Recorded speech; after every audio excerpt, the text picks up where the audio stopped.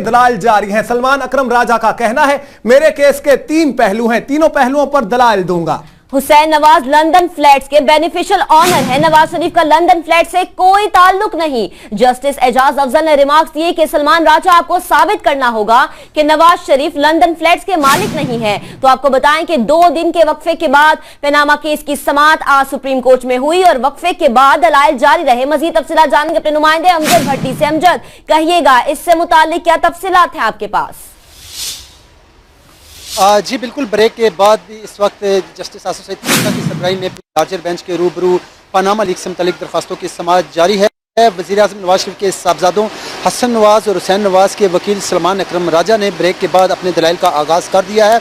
सलमान अकरम राजा का ये आज लंदन के फ्लैट्स के हवाले से उनका 5 रुकनी लार्जर बेंच के रूबरू ये मौक़िफ़ था कि लंदन फ्लैट्स के बेनिफिशियल मालिक जो हैं वो हुसैन नवाज हैं और इस सिलसिले में उन्होंने ये भी वाज़ेह किया है कि जो ऑफशोर कंपनियाँ हैं वो भी हुसैन नवाज की मलकियत हैं। उनके वालिद यानी वज़ीर आज़म नवाज शरीफ का ना तो लंदन फ्लैट से कोई तल्लुक़ है और ना ही ऑफशोर कंपनियों से कोई तल्लुक़ है। इस मौके पर बेंच ने उनसे ये इस्तफसार किया कि आपको इस 5 रुकनी लार्जर बेंच के रूबरू इस बात को साबित करना होगा कि लंदन फ्लैट्स और ऑफशोर कंपनियां हैं, इनका आपके वालिद वज़ीर आज़म नवाज शरीफ से कोई ताल्लुक नहीं है।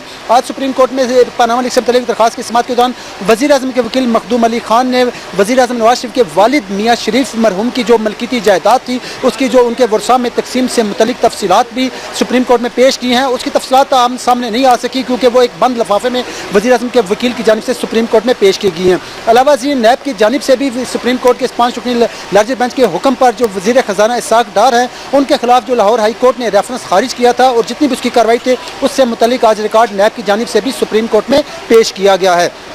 आज मरियम नवाज और इसाक डार और कैप्टन सफ्तर के वकील जो हैं शाहिद हामिद, आज उन्होंने अपने दलाइल मुकम्मल करते हुए उन्होंने उसको समेटते हुए उनका यह कहना था कि इसाक डार के खिलाफ जो केस था वो 25 साल पुराना था। 13 मुख्तलिफ जजेस के सामने वो मामला पेश आया और वैसे भी एक वादा माफ गवाह होता है, जब वो बयानी हल्फी दे देता है तो उसके बाद उसके खिलाफ कोई कार्रवाई नहीं हो सकती। जिस पर जस्टिस एजाज अफजल ने कहा है कि वादा माफ गवाह के खिलाफ तो कार्रवाई नहीं हो सकती, लेकिन इस मामले में वज़ीर आज़म नवाज शरीफ के खिलाफ कार्रवाई जरूर हो सकती है उसके बयानी हल्फी की सूरत में। शाहिद हामिद के दलाइल मुकम्मल हुए और उसके बाद नैब के प्रोसिक्यूटर जनरल वकास अजीम डार हैं वो सुप्रीम कोर्ट के 5 रुकनी लार्जर बेंच के सामने पेश हुए। उनका यह कहना था कि नैब की एक मीटिंग थी, उस मीटिंग में यह फैसला किया गया था कि लाहौर हाई कोर्ट के फैसले के खिलाफ अपील दायर नहीं की जाएगी। जिस पर सुप्रीम कोर्ट के 5 रुकनी बेंच ने नैब से उस मीटिंग से जो मिनट्स हैं, जो अहम नुकात थे वो भी तलब कर लिए हैं। और इसके अलावा आज सलमान अकरम राजा जो है उन्होंने भी इस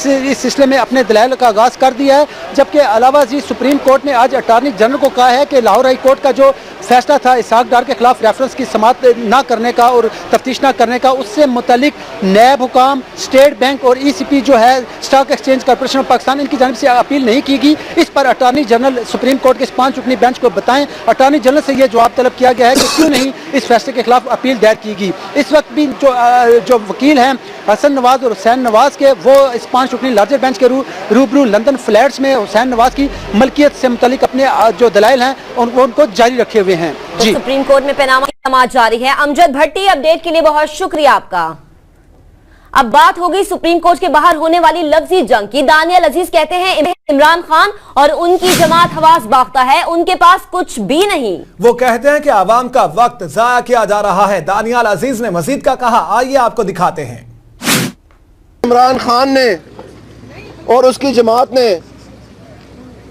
पाकिस्तान मुस्लिम लीग नून पे लगाया, वो हर इल्ज़ाम जो है उसका सामना और मुकाबला किया गया है सबूतों के साथ।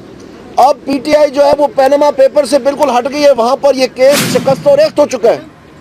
अब कभी यहाँ से, कभी वहाँ से, कभी इधर से, कभी उधर से मुख्तलिफ तरीके खड़े कर रहे हैं कि कब्रें खोद के, जैसे यहाँ पर पार्लियामेंट के सामने इन्होंने कब्रें खोदी थी।